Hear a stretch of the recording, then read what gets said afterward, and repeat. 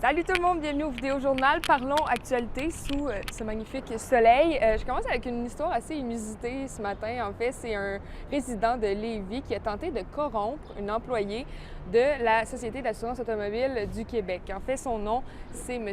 Patrick Paquin. Il a offert de l'argent à une agente d'évaluation après avoir échoué 2 fois à l'examen pour obtenir son permis de conduire des camions.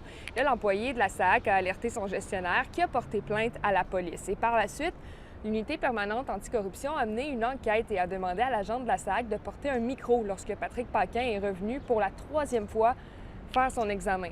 Donc, c'est grâce à ce genre de body pack que les autorités ont pu accuser M. Paquin, qui a été condamné à 50 heures de travaux communautaires, en plus de devoir respecter une probation. Ceci dit, pour la petite histoire, M. Paquin a réussi à obtenir son permis de conduire de poids lourd sans tricher.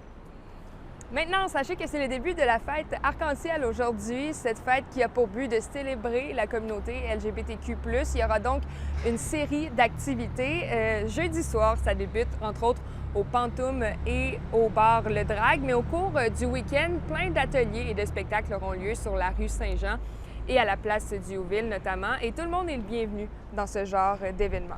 Maintenant, je ne sais pas si vous êtes de grands utilisateurs du service à vélo, mais visiblement, à cette station-ci, souvent, plusieurs vélos sont partis parce que il y a beaucoup de gens qui utilisent ce service-là. Il dépasse vraiment toutes les attentes. Il y a un peu plus de 445 000 déplacements qui ont été effectués entre les différentes stations. Et la Ville de Québec s'était fixé un objectif de 350 000 déplacements pour l'ensemble de la saison. Alors, visiblement, ça fonctionne bien et même si le service a connu quelques ratés en début de saison, des correctifs ont été apportés assez rapidement. D'ailleurs, vous avez été plusieurs à me poser des questions concernant le système à vélo, notamment sur les coûts reliés à tout ça, et on décortique le budget qui est quand même de tout près de 7 millions de dollars pour le système de location à vélo.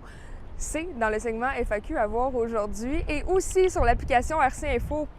C'est une journée venteuse.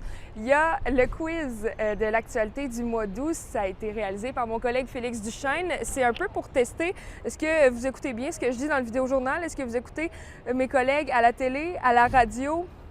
Je sais pas, mais il faut faire le test pour voir vos connaissances de l'actualité du mois d'août sur l'application RC Info.